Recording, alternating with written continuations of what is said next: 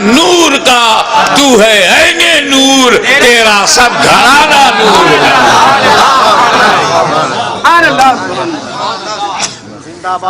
اس سے بھی نہیں سمجھ پا رہے ہو تو آئیے سمجھو۔ نبی کریم نماز میں، نبی کریم صلی اللہ علیہ وسلم رکوع میں گئے، قیام فرمایا، نبی سجدے میں گئے۔ اب سجدے میں تم جا چکے ہو، بتاؤ کتنی اچھی فیگر بنتی ہے جب بندہ سجدے میں ہوتا ہے اور کوئی پیر پر بیٹھ جائے تو بیٹھنے والے کو کوئی خطرہ ہی نہیں۔ رکوع میں ہوئے اور پیٹھ پر بیٹھے تو کچھ ڈس بیلنس ہونے کا خطرہ بھی۔ امام حسین بچپن میں بھی اتنے ذہین تھے کہ جب نانا سجدے میں گئے تب پیٹھ پر بیٹھے۔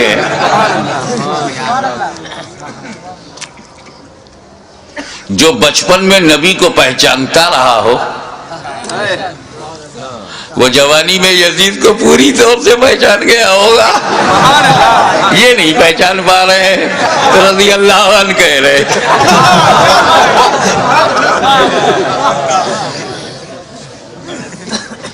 مجھے یہ نہیں پتا چلا کہ ایسا کہنے والا نائک ہوتا ہے یا ادھینائک ہوتا ہے۔ اس کا اسٹیٹس ہی ایسا نہیں ہے کہ اس کا نام لے کر کے لیول میں لیا جائے۔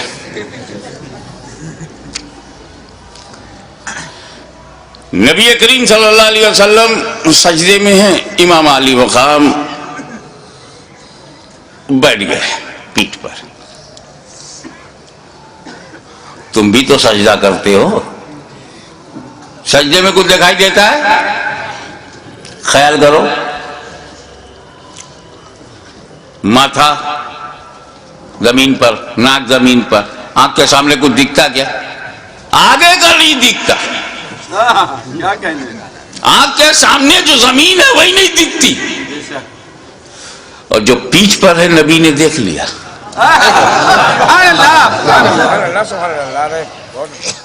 پیٹھ پیچھے دیکھ لیا، ہم لوگ سامنے نہیں دیکھ پاتے۔ اب تو نہیں کہو گے نا کہ نبی کو دیوار کے پیچھے کی خبر نہیں۔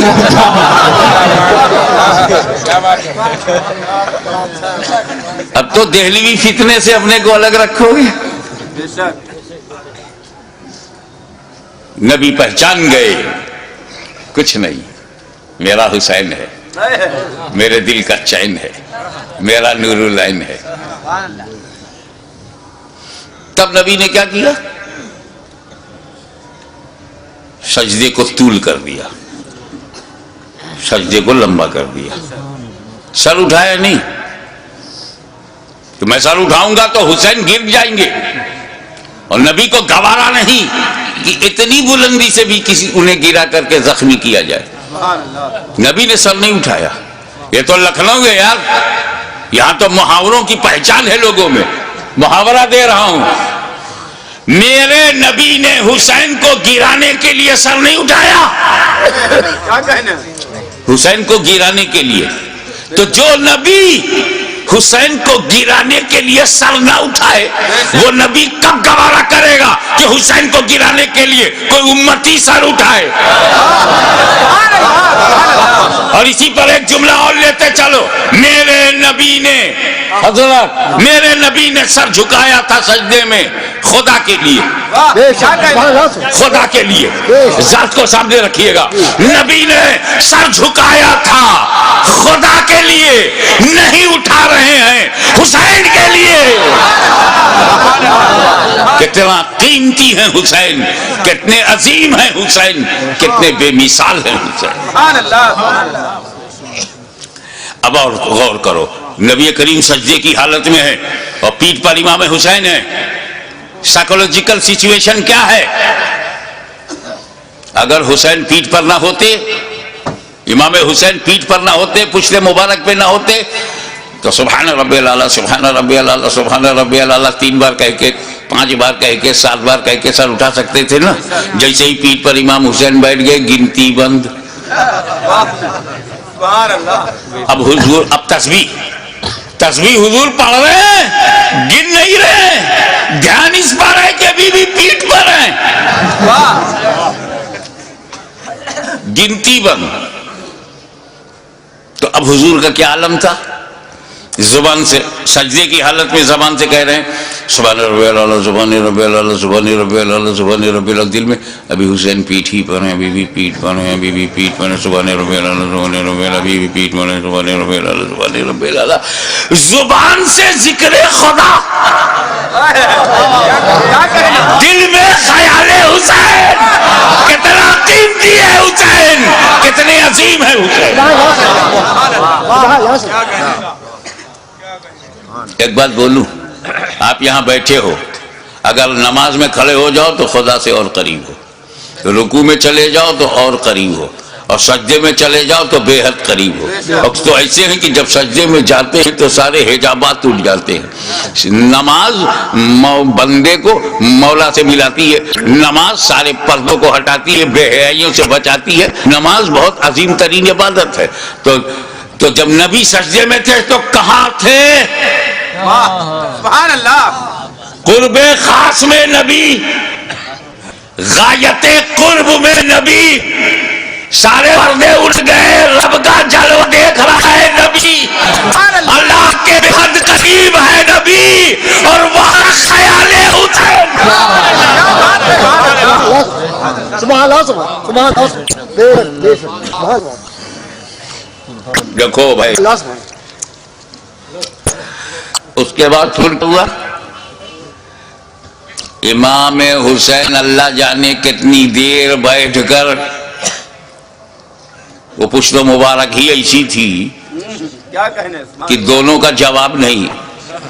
ادھر سے دیکھو تو سواری کا جواب نہیں، سبحان اللہ. ادھر سے دیکھو تو سوار کا جواب نہیں. اتر گئے امام حسین، امام حسین اتر گئے تو نبی نے اپنی نماز پوری کر لی، سجدہ سہو نہیں کیا. کیا بات ہے، سبحان اللہ. نبی نے نماز دہرایا نہیں، نماز خراب نہیں ہوئی. نماز خراب ہو ایسی کہ بالکل خراب ہو جائے دہراؤ، واجب چھوٹ جائے سجدہ سہو کرو، ایسا کچھ نہیں ہوا. غیر معمولی تاخیر کے باوجود رسول پاک کی نماز خراب نہیں ہوئی. اب سنو، نبی سجدے میں، حسین خیال میں. کیا کہنے، نانا سجدے میں، حسین خیال میں، نواسا خیال میں، نبی سجدے میں، امتی خیال میں. نبی کی نماز خراب نہیں ہوئی، نبی کی نماز خراب نہیں ہوئی. تو ان بےہودہ گستاخوں دریدہ دہلوں سے کہہ دو کہ جب امتی کے خیال سے نبی کی نماز خراب نہیں ہوتی تو نبی کے خیال سے امتی کی نماز خراب نہیں ہوگی.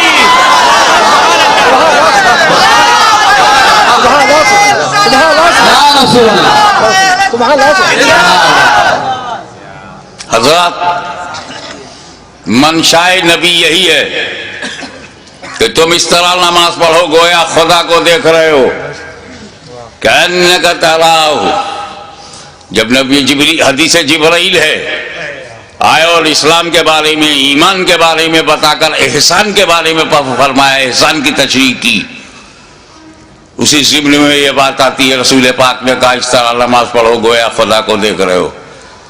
لیکن یہ آسان نہیں ہے تو آسان بھی فرما دیا، اگر ایسا نہ ہو سکے تو اس طرح نماز پڑھو کہ یقین رکھو کہ خدا تمہیں دیکھ رہا ہے. بات صاف یہ ہے کہ یار نماز پڑھو تو دنیا چھوڑ کے پڑھو. گھر میں نماز پڑھنے سے بہتر ہے مسجد میں نماز پڑھنا. کیوں؟ کیونکہ تم پریوار چھوڑ کے اللہ کے گھر میں جاتے ہو. یہ دنیا چھوڑنے نے ثواب بڑھا دیا، مگر تمہارا تو بڑا برا حال ہے، پوری فیملی کو لے کے مسجد میں جاتے ہو.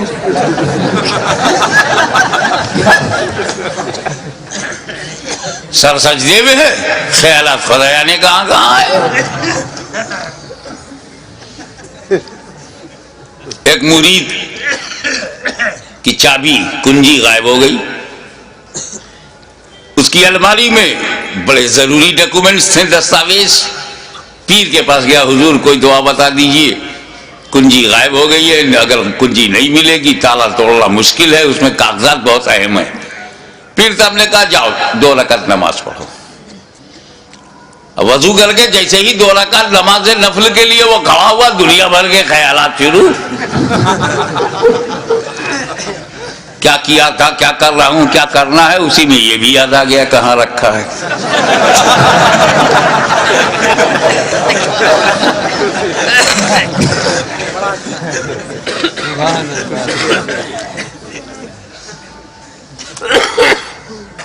ہمارے پرنانا ہم شبیہ غوث اعظم سید علی حسین اشرفی جیلانی کی چوچا شریف سے دیوا شریف ہوتے ہوئے جا رہے تھے، ادھر وارث الاولیاء سید وارث علی شاہ تاجدار دیوا علیہ رحمت و رضوان کو پتہ چل گیا، نہ ٹیلی فون، نہ موبائل، نہ سیل فون، نہ کوئی وائرلیس سسٹم، اللہ جانے اللہ کے ولیوں کا کیا ہے سسٹم۔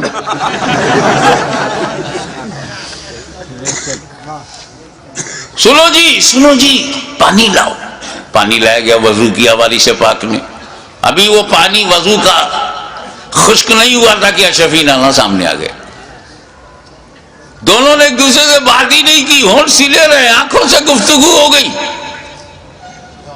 اشرفی نانا مسجد کی طرف گئے، مصلی پہ کھڑے ہو گئے، پیچھے پیچھے وارث پاک گئے، جماعت میں کھڑے ہو گئے، بولے اللہ اکبر، انہوں نے بھی کہا اللہ اکبر، ایک شور مچ گیا۔ آج حاجی وارث علی نے نماز پڑھی ہے، بولنا بھی نہیں آتا عوام کو، کیا وہ پڑھتے نہیں تھے؟ جب پڑھتے تھے تو آج پڑھی کیوں؟ تم کو کہنا چاہیے کہ آج وارث پاک نماز پڑھتے ہوئے دکھائی پڑے، وہ بھی کوئی اللہ کا ولی ہے جو نماز نہ پڑھے؟ بے شک علی کو کہ چونکہ اللہ والا اللہ ہی کے لیے سب کام کرتا ہے، بندوں کو دکھانے کے لیے نہیں، دکھانے کے لیے اللہ والے نماز پڑھتے ہی نہیں، یہ تو ایک جماعت کا مقدر ہے، اس کو دکھانے کا بڑا شوق ہے۔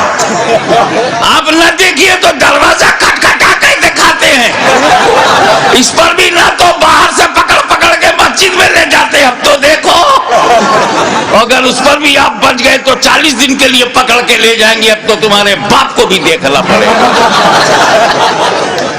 کیا کہہ رہے ہیں؟ اسی دکھاوے کا تو انہیں کمیشن ملتا ہے۔ اللہ کے ولیوں کو اپنی طرح مت سمجھو۔ بہرحال چیمی گوئیاں شروع ہو گئی، آج دکھائی پڑے، آج پڑھا ہے۔ تو خادم نے کہا حضور بڑی چیمی گوئیاں ہو رہی ہیں، آج آپ نے پڑھتے ہوئے سب نے دیکھ لیا نا۔ کہا میں تو روز پڑھتا اور روز دکھائی پڑتا، میں کیا کروں، میں بڈھا ہوں، اور میرا امام جو بنا ہوا پیش نماز جو مصلی پہ کھڑا ہوتا ہے 5 وقت، جوان ہے،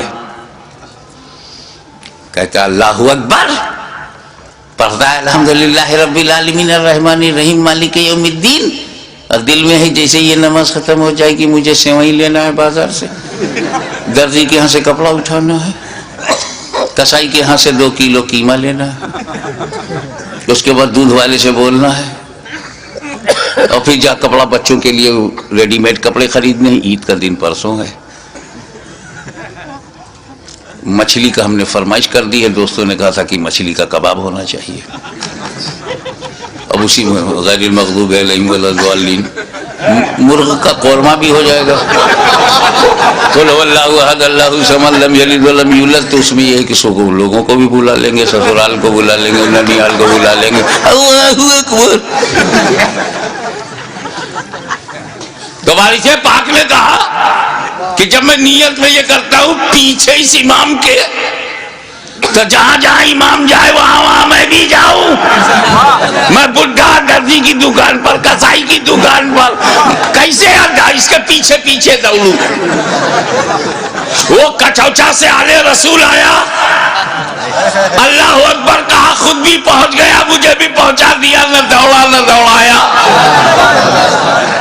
تو نماز وہی نماز ہے جس میں دنیا کا خیال نہ ہو، اپنے مولا کے لیے، رب کے لیے رب العالمین کے لیے، معبود حقیقی کے لیے وہ نماز پڑھی جائے۔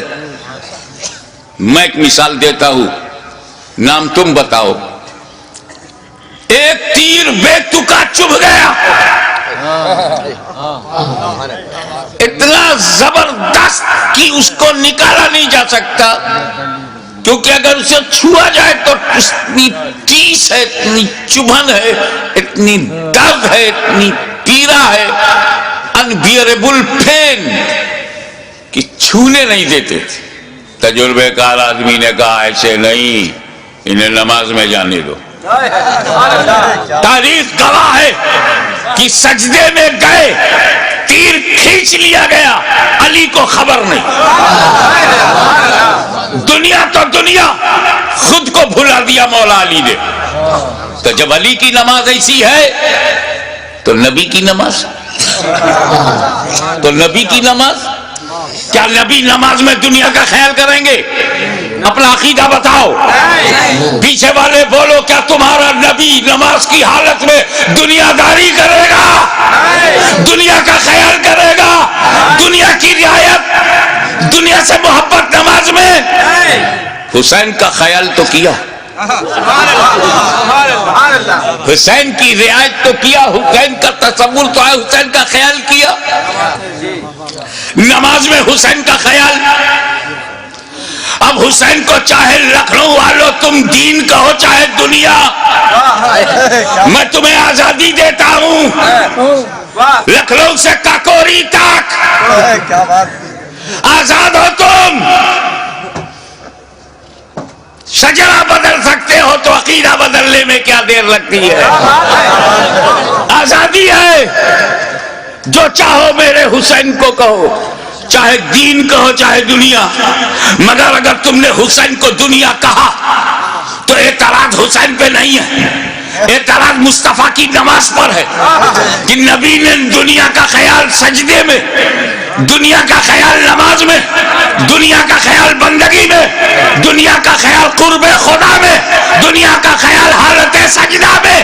تو حسین کو دنیا نہ کہو، وہ کہو جو خواجہ غریب نواز نے کہا، دین است حسین، دین پناہ است حسین۔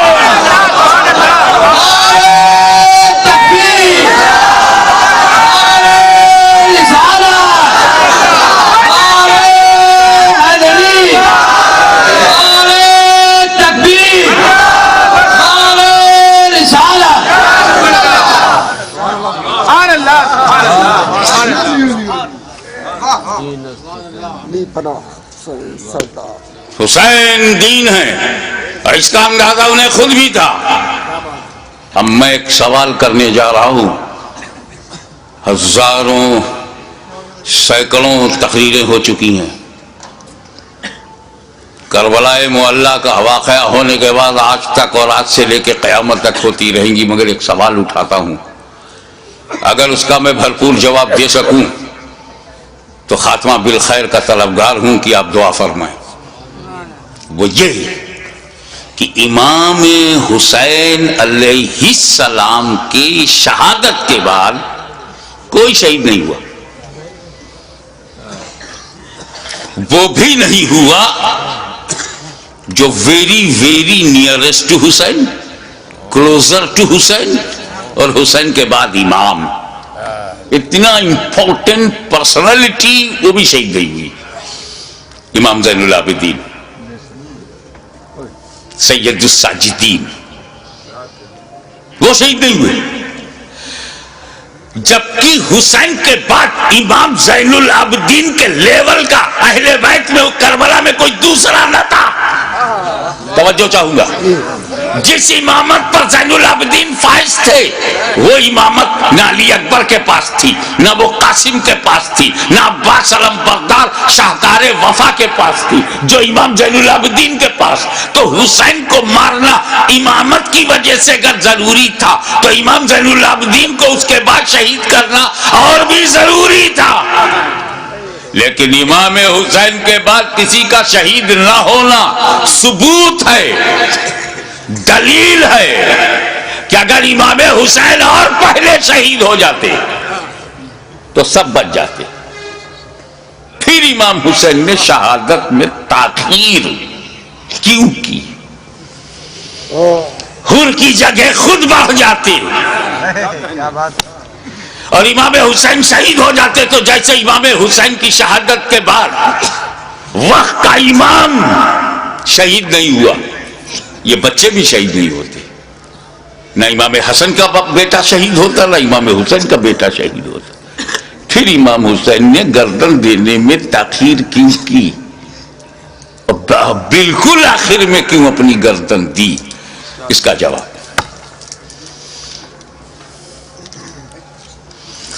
تم نے تو اہل بیت کو پہچانا ہی نہیں، جیسا سوچتے ہو ویسا ان کو بھی سمجھتے ہو۔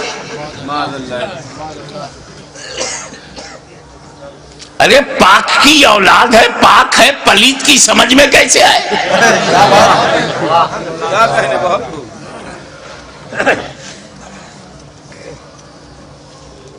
آپ غور فرمائے کہ جن مکے والوں نے پتھر برسائے،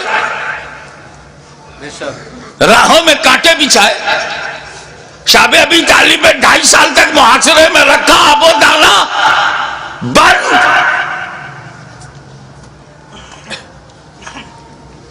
13 سال تک مسلسل ظلم و ستم کا ایک نہ ختم ہونے والا سلسلہ، لیکن 8 سال کے بعد جب مدینے سے مکہ نبی کریم لوٹے ہیں، مکے کی پوری رجم بدل گئی، سارے ظالم سارے اتیاچاری سامنے کھڑے ہیں، مگر نبی سب پر رحمت کی نظر ڈال رہے ہیں۔ وَأَنْتُمُ الطُّلَقَاءُ، جاؤ تم سب آزاد ہو، میں نے معاف کر دیا۔ ظالموں کو معاف کرنے والی نظر، مزاج، اسی رحمت للعالمین کا یہ نواسا ہے، جس کا رسول رؤوف الرحیم ہے، نہیں چاہتے کہ کوئی بندہ جہنم میں جائے، ان کا نواسا کب چاہے گا؟ دشمن صحیح، مگر یہ جہنم کی تعداد بڑھی تو میرا کیا فائدہ؟ موقع دو سدھرنے کا، موقع دو سنبھلنے کا، اپارچونٹی دو گائیڈنس پانے کا۔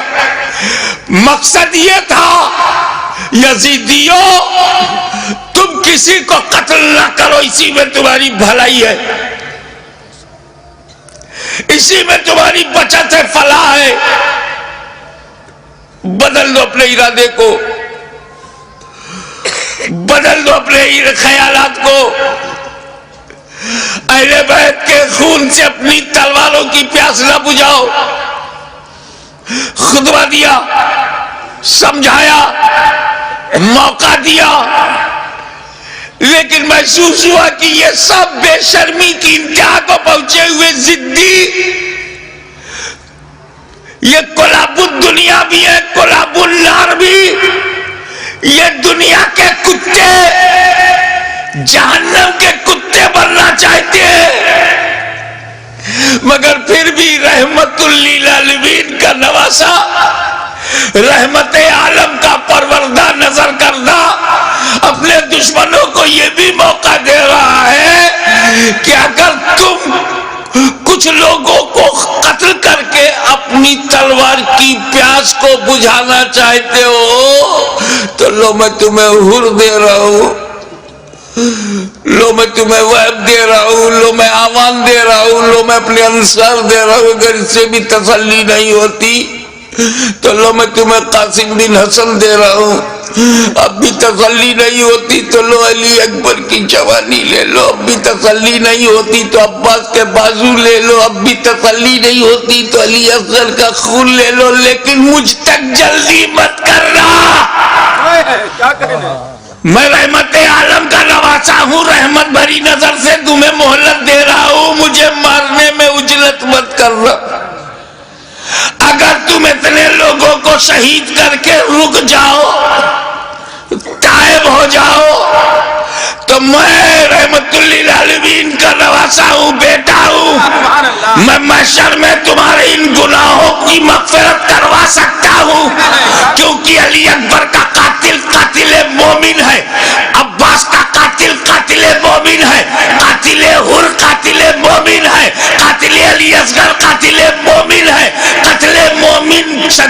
ترین گناہ کے باوجود مغفرت میں کروا سکتا ہوں، مجھے مارنے میں جلدی نہ کرنا، میرا قتل قتل مومن نہیں، قتل دین بن جائے گا، اور قاتل دین کی مغفرت نہیں۔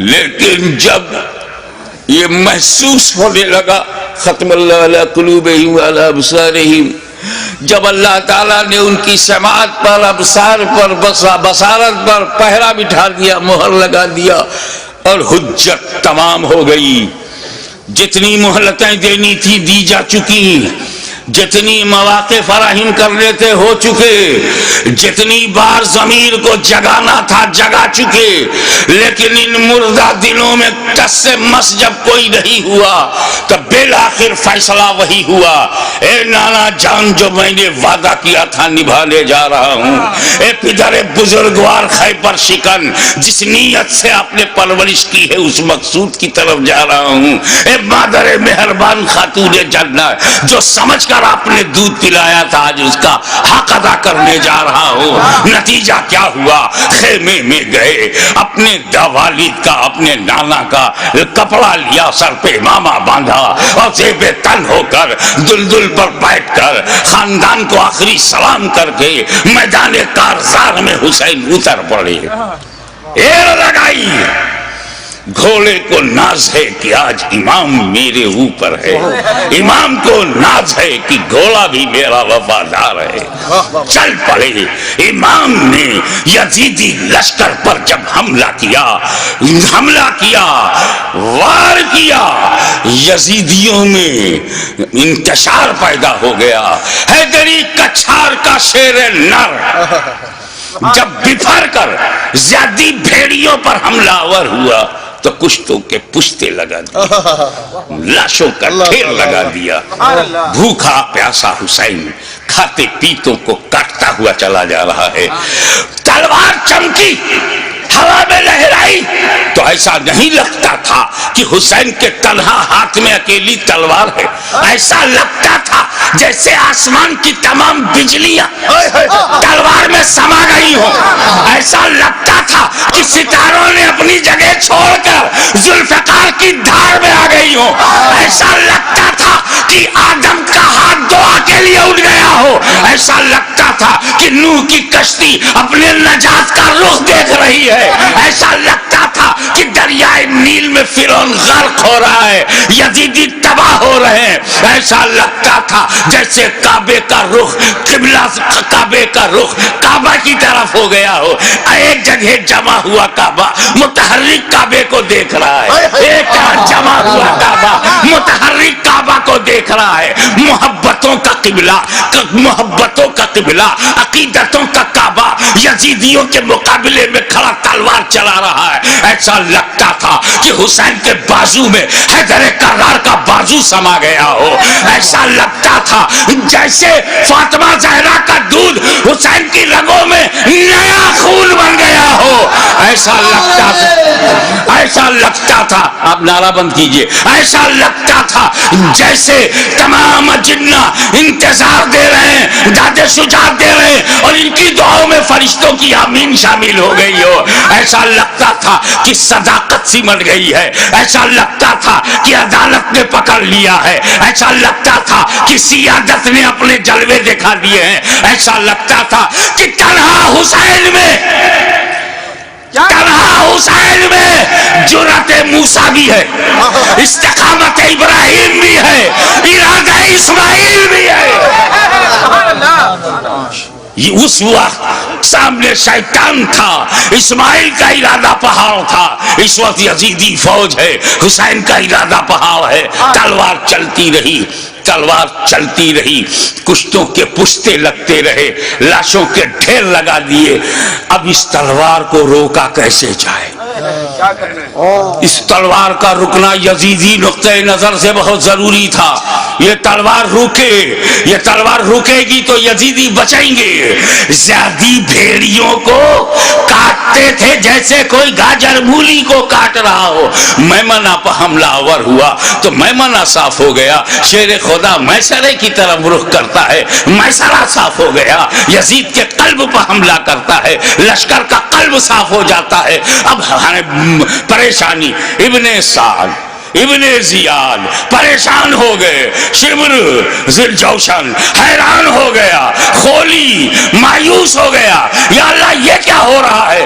ایک ہی آدمی سب کی گردنیں کاٹتا چلا جا رہا ہے۔ کہیں ایسا نہ ہو کہ ایک تاریخ ایسی بن جائے کہ 20,000 کے لشکر جرار کو تنہا ایک آدمی نے شکست دے دیا۔ اس تلوار کو رکنا چاہیے، یہ تلوار رکنی چاہیے، مگر اس تلوار کو روکا کیسے جائے؟ وہ تلوار جسے بھوک نہ روک سکی، وہ تلوار جسے پیاس نہ روک سکی، وہ تلوار جسے لاشیں نہ روک سکی، وہ تلوار جسے زینب و سکینہ کے مریض خطر میں آ جانے کا اندیشہ نہ روک سکا، وہ تلوار جسے علی اکبر کی لوٹی ہوئی جوانی نہ روکے، وہ تلوار جسے لٹا ہوا قاسم کا شباب نہ روکے، وہ تلوار جسے عباس علم بردار کے کٹے ہوئے بازو نہ روکے، وہ تلوار جسے معصوم اور شیر خوار بچہ علی اصغر کی موت نہ روک سکے، اس تلوار کو کوئی روک نہیں سکتا۔ زمین بھی تائید میں ہے، آسمان بھی حمایت میں ہے، فضا بھی مددگار ہے، اس تلوار کو کوئی روک نہیں سکتا۔ وہ تلوار جو بھوک سے نہ رکے، پیاس سے نہ رکے، قتل سے نہ رکے، خیموں میں لاشیں لے جانے سے نہ رکے، اچانک وہ تلوار رک گئی، وہ تلوار رک گئی۔ بس یہی نازک سا موڑ ہے، وہ تلوار رک گئی، بھوک سے نہیں، پیاس سے نہیں، شہیدوں کی شہادت سے نہیں، بہو بیٹیوں اور بہنوں کے خطرے میں جانے کے اندیشے سے نہیں رکی۔ وہ تلوار اس لیے رک گئی کہ نماز کا وقت ہو گیا، سبحان اللہ، نماز کا وقت ہو گیا۔ اتر پڑے زخمی، تیروں سے بدن چھلی، نیزوں کی مار، علی کا ایک شیر ان جنگلی کتوں میں گھر گیا۔ آپ جانتے ہیں واقعی ایک شیر ہو، اس کو 2000 کتے گھیر لے تو کن کن کتوں کو مارے؟ زخموں سے چور، ہر بدن کے ہر حصے سے لہو۔ یہ کیسا وضو ہے میرے امام؟ اللہ ہمارے لیے، امت کو بچانے کے لیے رسول پاک نے پیٹ میں پتھر باندھ کے جو امت بنائی تھی اس کو بچانے کے لیے اتنی بڑی قربانی۔ یا اللہ یا اللہ،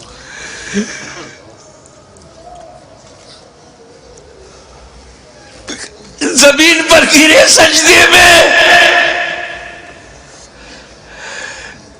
یزیدیوں نے سوچا بس یہی موقع ہے، اگر یہ اٹھے گا شیر تو پھر مارے گا، اسے اٹھنے نہ دو۔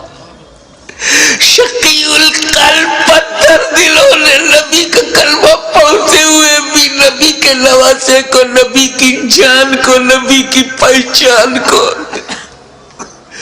نبی کے بیٹے کو، نبی کی نسل کو، نبی کی اولاد کو، نبی کے نور کو سجدے کی حالت میں ایسا وار کیا، سر مبارک تن مبارک سے جدا ہو گیا۔ انا للہ و انا الیہ راجعون۔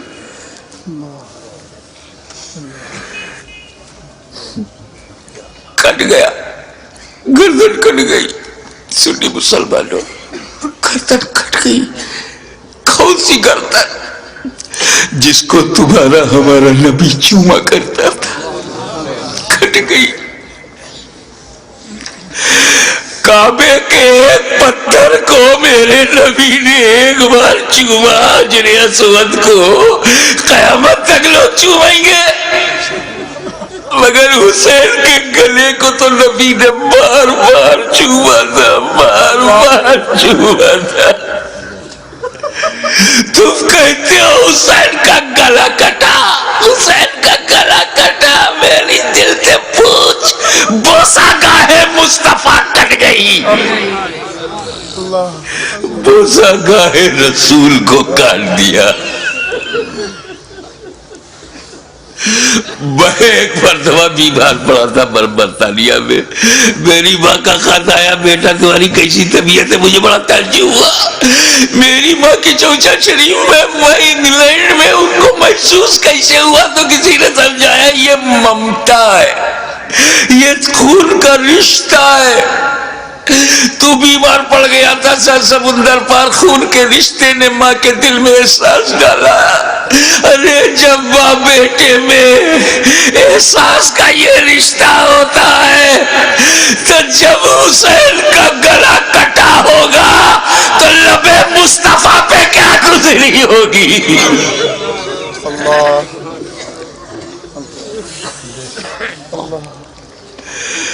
حضرت عبداللہ ابن عباس روایت کرتے ہیں، جو بحقی میں ہے، مشکات میں ہے،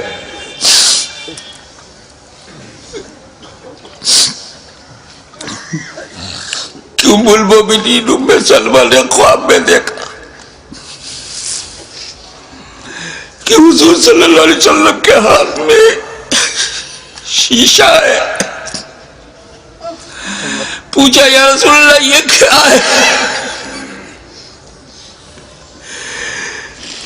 کہا یہ میرے بیٹے حسین اور کربلا کے شہیدوں کا خون میں صبح سے اس میں جمع کر رہا ہوں۔ رسول مبارک کی ریش مبارک پر غبار بالوں میں بکھرا، ہاتھ میں شہدائے کربلا کا لہو، کتنا دل دکھ گیا ہوگا رسول پاک کا۔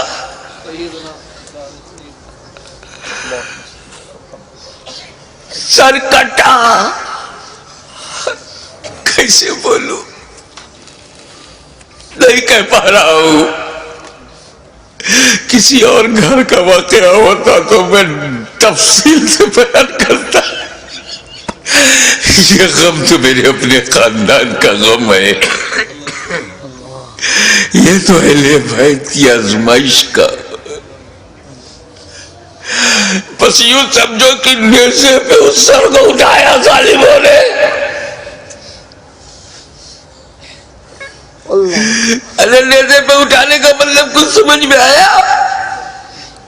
گردن کٹ گئی، نیزے کو رکھا گا اس گلی میں جس سے رسول پاک کا لعاب دہن گزرا تھا، وہ گلا جس سے خاتون جنت کا جنتی دودھ گزرا تھا، جس پر علی مرتضیٰ کے دیے ہوئے لقمے گزرے تھے۔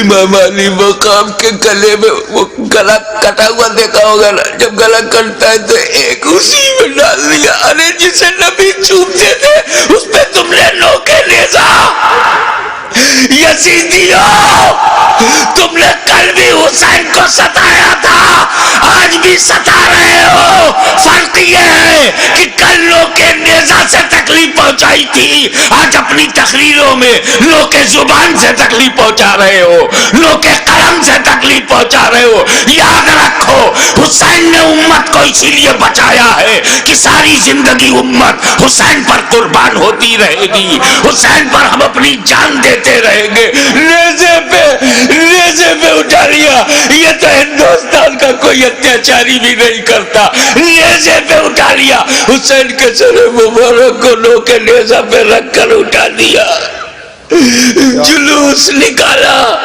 نوکے نیزہ پہ بلند کر دیا امام کا سر، اور وہی وہیں سے میرا امام اپنے غلاموں کو آخری درس دے رہا ہے. اے میرے غلاموں دیکھو, یزیدیوں کی بھیڑ میں, یزیدیوں کے لشکر میں تیرا امام کا سر اوپر ہے, تیرے امام کا سر اوپر ہے, تیرے امام کا سر بلند ہے. یعنی جن کا سر کٹا نہیں, ان کا سر نیچے ہے, جس کا کٹ گیا وہ سر بلند ہے. تبھی تو غریب نواز نے کہا سرداد نداد در دست یزید حقا کی بنائے لا الہ حسین. وآخر دعوانا الحمدللہ رب العالمین.